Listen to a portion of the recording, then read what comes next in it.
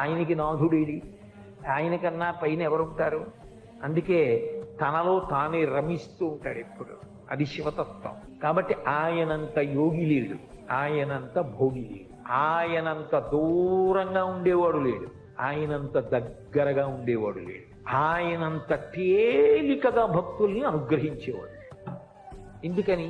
మనసిరిగి చిరునవ్వుతో ఇచ్చేస్తాడు. కలియుగ ప్రారంభంలో అడిగారట, కలి యొక్క ఉద్ధతి ఎక్కువగా ఉంటుంది కదా, చాలా పాపకర్మలు చెయ్యాలన్న అనురక్తి ఉంటుంది తప్ప పుణ్యకర్మలు చెయ్యాలనేటటువంటి ఉత్సాహం ఉండదు కదా స్వామి, అందుకని మేము తేలికగా తరించడానికి మాకు ఏదైనా మార్గం చెప్పరా అని అడిగారు. అడిగితే ఆయన అన్నాడు, మీకందరికీ మోక్షం కావాలని కదా తాపత్రయం, సరే నేను ఒక మాట చెప్తాను చెయ్యండి అన్నాడు. దర్శనాత్ అభ్రతసి, చిదంబరంలో ఎలా దర్శనం చేయాలో అలా చేయండి, మోక్షం ఇచ్చేస్తాను. చిదంబరంలో దర్శనం అంటే శివలింగం ఏమి ఉండదు. ఓ గది ముందు నించుంటే గోడకి కన్నాళ్ళ ఉంటుంది, ఓ తెర తీస్తారు, ఎదురుకుండా గోడకి మారేడు దళాలు వేసి ఉంటాయి, వేసేస్తారు. కొంతమంది గడుసు వాళ్ళు ఉన్నారనుకోండి, ఏమిటే నాకేం కనపడలేదు, కనపడలేదు, అయ్యో అదేంటి శివలింగం ఉంది కదా అంటారు. అబద్ధం అది, అక్కడ ఏమి ఉండదు. నేనే చూసా కొంతమంది అలా చెప్పేస్తుంటే, అయ్యయ్యో ఇంత సాధ్యమా అనుకున్నాను. అంటే ఏమో వాళ్ళు మహాజ్ఞానులేమో, దూర్జడికి కనబడ్డట్టు ఉదయగ్రామము పానవట్టము అభిషేకోద ప్రవాహంబు ఆర్ధి అని మరి బ్రహ్మాండం అంతా శివలింగంలా కనపడుతోందో, నేను ఎందుకు తక్కువ మాట్లాడాలి? కాబట్టి అక్కడ ఏమీ ఉండదు. అంటే అనంతం, ఆయన కానిది లేదు. అగ్నిముఖంబు పరాపరాత్మకమాత్మ కాలంబు గతి రత్నగర్భ పదము శ్వశనంబు నీ యూర్పు రసన జలేషుండు దిశలు కర్ణంబులు దివము నాభి సూర్యుండు కన్నులు శుక్లంబు సలిలంబు జఠరంబు జలధులు చదలు చిరము సర్వౌషధులు రోమచయము శల్యంబులద్రులు మానసమృతకొరండు చందములు ధాతువులు ధర్మసమితి హృదయము ఆస్యపంచకముపనిషదాహ్వయంబు అయిన నీరూపు సదసత్వమై శివాఖ్యయై స్వయం జ్యోతియై ఉప్పు ఆద్యము. యావత్ బ్రహ్మాండమంతా నిండిపోయి ఉంటాడు. అదిగో ఆ తత్వం కింద ఆకాశస్వరూపుడుగా అంతటా నిండిపోయిన వాడిగా అక్కడ జ్ఞానంతో చూడగలిగితే చిదంబర రహస్యం. అది చిదంబర రహస్యం అంటుంటారు. అందుకని చిత్ అంబరం ఏదో భయంతి త్వాం ధన్యా కతిచన చిదానందలహరి అంటారు సౌందర్యలహరిలో శంకరాచార్యులు వారి అమ్మాయి ఎక్కడు ఎవరు ఒక్కడమ్మా నిన్ను అలా తెలుసుకుంటున్నాడు అంటారు. అలా చూడగలిగిన వాడు ఎక్కడో కోటాను కోట్లలో ఒకడు జ్ఞానంతో చూస్తాడు. స్వామి నువ్వు మమ్మల్ని మోహబెడుతున్నావు, చిదంబరం వెళ్ళి చూడమా, నాకేమర్థం అవుతుందని చూడడం ఈ తత్వం అంతా. ఇంకొక మాట చెప్పండి, దర్శనాద బ్రసరసి, మాకు సాధ్యం కాదు, ఇంకొక మాట ఏమైనా చెప్పండి, అనుగ్రహించండి. సరే, జననాత్ కమలాలయే, తిరువారూరులో పుట్టండి, మోక్షం ఇచ్చేస్తారు. ఇది మరీ అన్యాయం. నేను మా అమ్మ కడుపులో ఉంటాను, మా అమ్మ నన్ను ఎక్కడ కంటుందో నాకు తెలుసా? మా అమ్మ తిరువారూరులో కంటుందో, లేకపోతే తాయారుపేటలో కంటుందో, ఏలూరులో కంటుందో, జాలిపూడిలో కంటుందో, విశాఖపట్నంలో కంటుందో, కాకినాడలో కంటుందో నాకేం తెలుసు? అప్పటికి మా అమ్మ పుట్టింటారు ఎక్కడ ఉంటారో అక్కడికి వెళ్తుంది. ఒకవేళ అది ఏ పల్లెటూరు అయి కవల పిల్లల కడుపులో ఉంటే మేనమావ గారు ఉన్న పెద్ద పట్టణంలో అవ్వచ్చు పురుడు. ఏం చెప్పగలం? అందుకని ఇదేం మాట స్వామి, నేను కరుణామయుడు అని నమ్ముకుని మేమొస్తే తిరువారూరులో పుట్టు ఇస్తానంటే ఏమిటి? నా వల్ల ఎలా సాధ్యం అవుతుంది? ఎక్కడున్నానో ఏం తెలుస్తుంది? ఆ కటిక చీకట్లో అమ్మ కడుపులో పడుకుని కుదరదు. ఇంకొక మాట చెప్పు. సరే, జననాత్ కమలాలయే, పుట్టడం నీ చేతిలో లేదు, చచ్చిపోతావా అని చెప్పించోట పోని. కాశ్యాంతు మరణాన్ముక్తి, బలవంతంగా చచ్చిపోవడం కాదు సుమా, సహజంగా నీ కర్తవ్యాలన్నీ అయిపోయాయి, కాశీ వెళ్ళిపో, ఇంకా నాకేం లేవు, నీ చేయవలసినవన్నీ చేసేసా, చెప్పులు ఇప్పేశా, ఇంకా నాకేం బెంగలేదు, మనవాళ్ళు కొడుకు చూసుకుంటాడు, కోడలు చూసుకుంటుంది, ఎందుకు వచ్చింది, హాయిగా వెళ్ళి కాశీలో ఉంటా, ఎప్పుడప్పుడు ఊపిరైపోతుంది. ఏమవుతుంది కాశీ ఉంటే అంటే, రామకృష్ణ పరమహంస దివ్య దర్శనం చేశారు. కాశీ పట్టణంలో ప్రాణోత్క్రమణమయ్యేటటువంటి సమయంలో మనుష్యులకు కాదు సమస్త భూతములకు శివానుగ్రహం కలుగుతుంది. నమస్కారాయచ అని రుద్రాధ్యాయంలో ఆయనకి పేరు. ఆయన నామమే తారక నామం. ఆయనే సంసార సముద్రమును దాటిస్తాడు. అందుకని ఏం చేస్తాడు? ఆయన నామం ఆయనే ఉపదేశిస్తాడు. అది ఎలా అంటే, ఆ తల్లి పార్వతీదేవిట బయలుదేరి వచ్చి ప్రాణోత్క్రమణమైపోతున్నటువంటి వాడు ఇంకా ఊపిరందక కొట్టుకుంటున్నటువంటి సమయంలో పాలిండ్లు కదలంగ పసిడిపయ్యద వీచు అచలాధిపుని కూర్మి ఆడుబిడ్డ ధుత్కారమునరించి తొండంబు ముక్కున శిఖరారావంబు జిలుకు డుంఠి ప్రథమోత్తముండు భృంగి భయరక్షణార్థంబు పాలాగ్రమున తీర్చు భసిత రేఖ ప్రత్యక్షమై వచ్చి భాగీరథీ గంగ మృదుల హస్తము సాచి మేనునివురు దక్షిణ శృతి మీదుగా ధాత్రి త్రిల్లి పెద్ద నిద్రకు మాగన్ను పెట్టువేళ పంచజనులకు తారక బ్రహ్మ విద్య అభవుడు ఉపదేశమునరించునప్పుడు కాశీపట్టణం అంటే ఆయనకి అంత ఇష్టం. ఆయనే చెప్పుకున్నాడు పార్వతీదేవితో, మనం ఎన్నడూ ఈ కాశీని విడిచిపెట్టి ఉండం. మన చేత అవిముక్తమయ్యుంట ముగ్ధాక్షి ఇది అవిముక్తమయ్యే మనకు ఆనందింబునునరించుకావున ఆనంద విపినాభిధానమయ్యే మహాశ్మశాన భూముల సంవసింతునీగాన నేనుంట ఇది మహాశ్మశానమయ్యే నూరంత ప్రొద్దున నుండి రుద్రుండనీగాన రుద్రగేహాఖ్యయ్యే అసియు వరుణయు కూడి అక్షర సరవితో వారణాసియన్ సంజ్ఞయయ్యే గాశ్రుదీప్తాయనంగ విఖ్యాతమైన ధాతువున కాశీ అయ్యే భూతలంబునందు అని చెప్పాడు. కాశీ నిత్య నివాసం, ఎప్పుడూ పార్వతీదేవితో శంకరుడు అక్కడ ఉంటాడు. అందుకని ఆ ప్రాణోత్క్రమణం అవుతూ చెమటలు పట్టేసి ఊపిరందక మనసు ఇంద్రియముల యొక్క శక్తులు వెనక్కి లాగేస్తుంది. కళ్ళు చూడవు, చెవులకి వినపడదు, ముక్కు వాసన చెప్పదు, ఊపిరి అందదు, చెమట. కొడుకేదో అంటూ ఉంటాడు, వినపడదు, పడుకోబెట్టేస్తుంటారు చాప మీద, బయట పడుకోబెట్టండి అంటారు, అదొక భయం. అటువంటి సమయంలో తులసి నీళ్లు పోస్తాడు, గుటకపడదు, ఎదురుగుండా భటులు. అంతటి భయంకర వేళ పాలిండ్లు కదలంగ పసిడిపయ్యదవీచు అచలాధిపుని కూర్మి ఆడుబిడ్డ పార్వతీదేవి వచ్చి విసిని కర్రతో కాదుట, తన పవిట కొంగుతో విసురుతుందిట. అమ్మవారిని చూస్తూ తన్మయత్వంతో జగదంబ మా అమ్మ శ్రీమాత అని శాంతి పొందుతాడు. అచలాధిపుని కూర్మి ఆడుబిడ్డ ధుత్కారమునరించి తొండంబు ముక్కున శిఖరారావంబు జిలుకు డుంఠి ఏనుక్కి 8 ప్రదేశముల నుంచి మదజలం కారుతుంది అని. ఆ డుంఠి గణపతి ఆ మదజలం తడిగా ఉంటుంది, సువాసనతో ఉంటుంది, అందుకే తుమ్మెదలు వాలుతూ ఉంటాయి.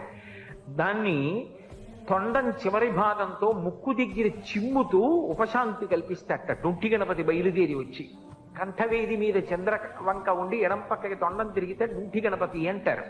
కాశీపట్టణంలో ఉంటాడు అని వచ్చి ఆయన ధుత్కారమునరించి తొండంబు ముక్కున శిఖరారావంబు జిలుకు డుంఠి ప్రథమోత్తముండు భృంగి భయరక్షణార్థంబు పాలాగ్రమున తీర్చు భసిత రేఖ. భయపడకురా అని 3 కాళ్లతో ఉంటాడు భృంగి. భృంగిచ్ఛానటనోత్కట కరిమదగ్రాహీ స్ఫురన్మాధవ అంటారు శంకరాచార్యులు వారు. ఆ భృంగి ఎంత వశపడతాడంటే సేవకుల్ని కూడా అంత ప్రేమిస్తాడట శంకరుడు. అది యజమాని అంటే. చండీశ్వరుడు నిజానికి శివకుటుంబంలో సభ్యుడు కాడు, మనందరిలా పుట్టిన నరుడు. కానీ ఆయన ప్రేమ చూసి ఏ స్థానం ఇచ్చాడంటే తను తినగా మిగిలినది తన కడుపున పుట్టిన బిడ్డలు కానీ కట్టుకున్న ఇల్లాలు కానీ తినడానికి వీల్లేదు. చండీశ్వరుడు తినాలని నియమం పెట్టాడు. అందుకే శంకరాచార్యులు వారు సౌందర్యలహరిలో శ్లోకం చేస్తూ నివృత్యై చండాంశ త్రిపురహర నిర్మాల్య విముఖై అంటారు. అది చండీశ్వరుడికి వెళ్తుంది. శివాలయంలో ప్రసాదం శివాలయంలో వదిలిపెట్టేయాలి, ఇంటికి పట్టుకెళ్ళకూడదు, అవన్నీ పిచ్చి మాటలు. చండీశ్వరుడికి చిటిక వేసి చూపించాలి ఆయనకి చెవుడండి అవన్నీ కావు. ఆయన ధ్యానమునందు ఉంటాడు, శివధ్యానంలో.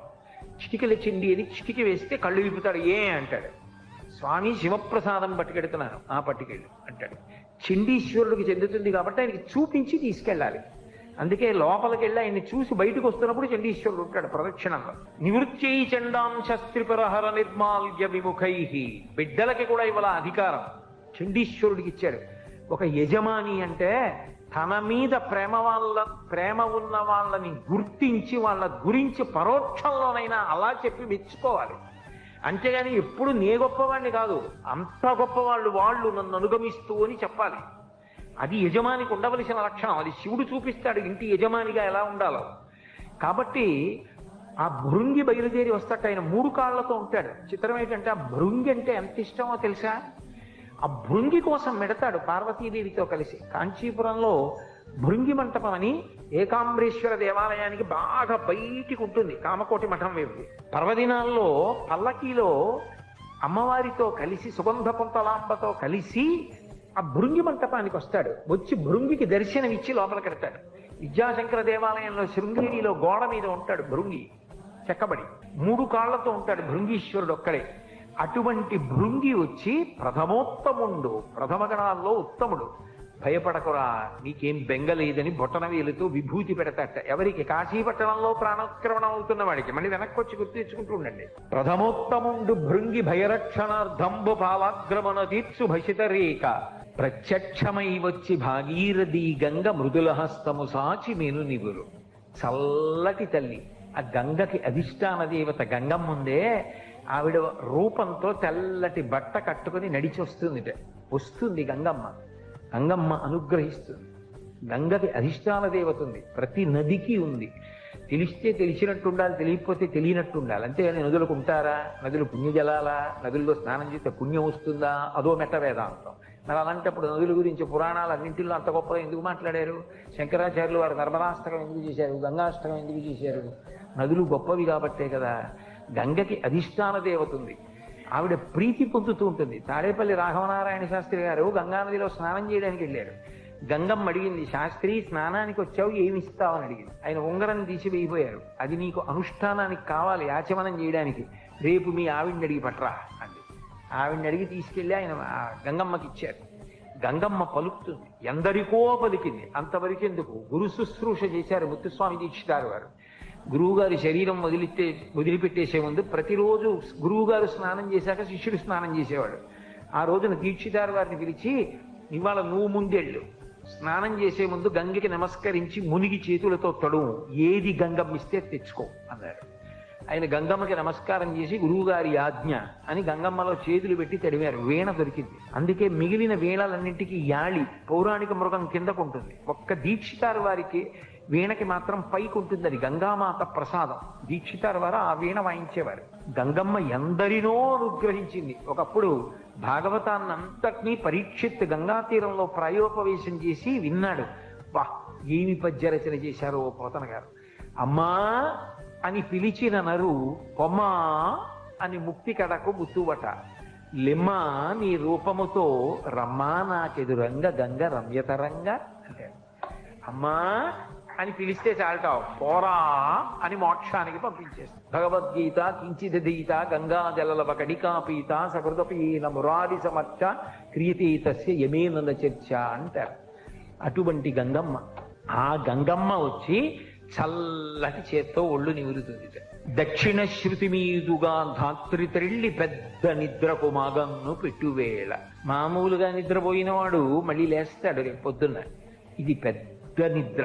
నిద్రపోయే ముందు మాగన్నని కళ్ళిలా ఇలా పడిపోతాయి, మెల్లిగా నిద్రలోకి వెళ్ళిపోతాడు. రేపు లేస్తాడు. అది పెద్ద నిద్ర.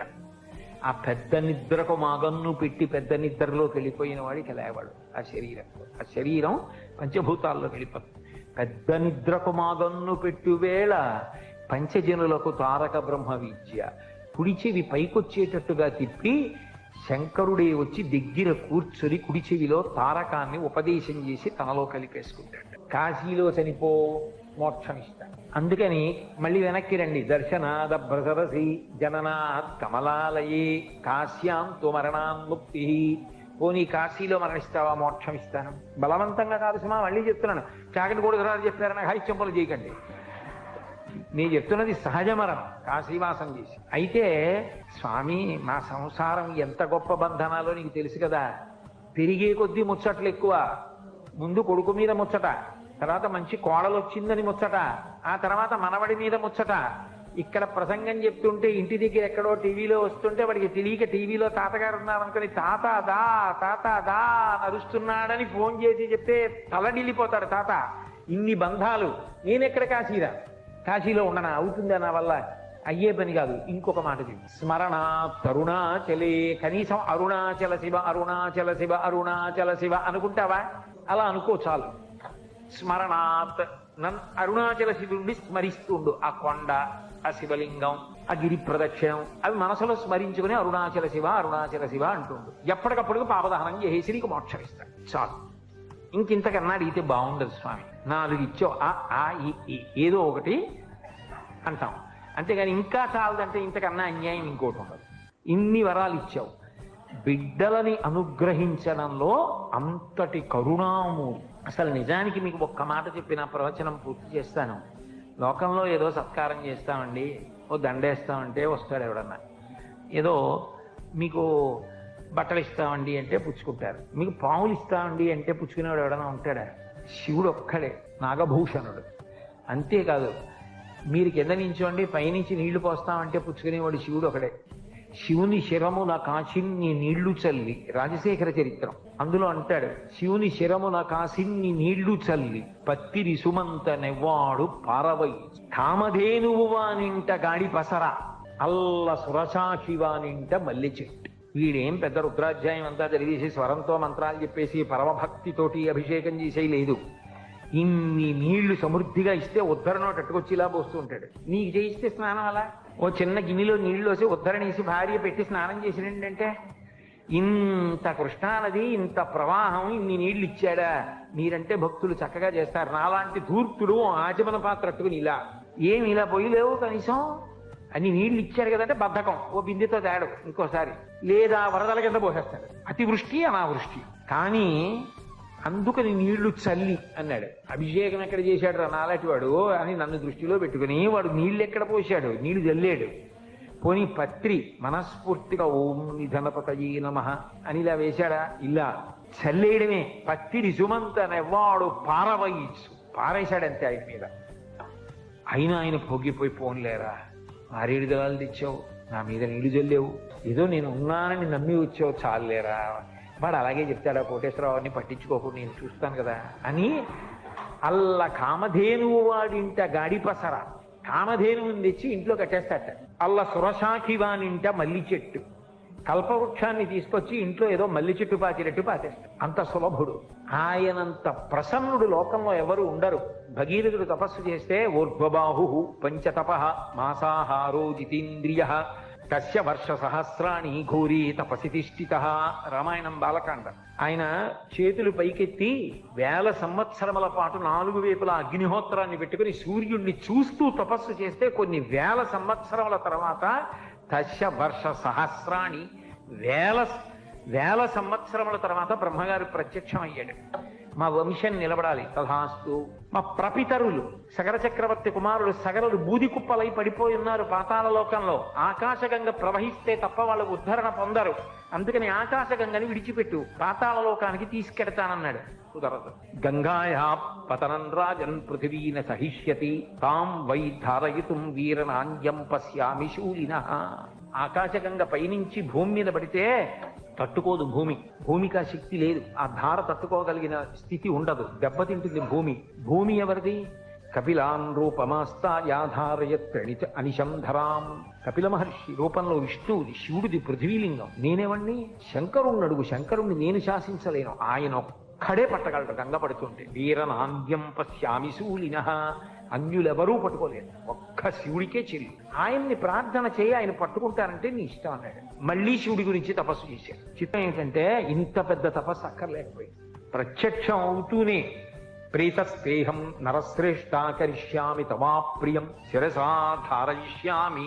నేను వచ్చి ఆ గంగమ్మని పట్టుకుంటాను పద అని వచ్చి హిమవత్ పర్వతంలో నిలబడి కాళ్ళు 2 దూరంగా పెట్టి పాండురంగంలాగా నడుం మీద 2 చేతులు వేసి ఆకాశం వంక చూస్తూ వదిలిపెట్టమన్నాడు గంగని. ఆ పైనుంచి పడుతోంది. సాక కంచన్మహింగంతుం నశక్నోద్యత్నమాస్థిత నైవ నిర్గమనం లేభేజటామండల బోహిత అంటారు మహర్షి. అహంకరించింది. ఏమిటో పెద్ద డాబుగా నిలబడ్డాడు, ఈడ్చి అవతల పారేస్తాను. పావులతో రాక్షసులతో మొసళ్లతో పడుతున్నప్పుడు శంకరుణ్ణి పెద్ద పట్టుకుంటానంటున్నాడు. ఈడ్చి పాతాళానికి తీసుకెళ్తా, అప్పుడు తెలుస్తుంది గంగంటే అని.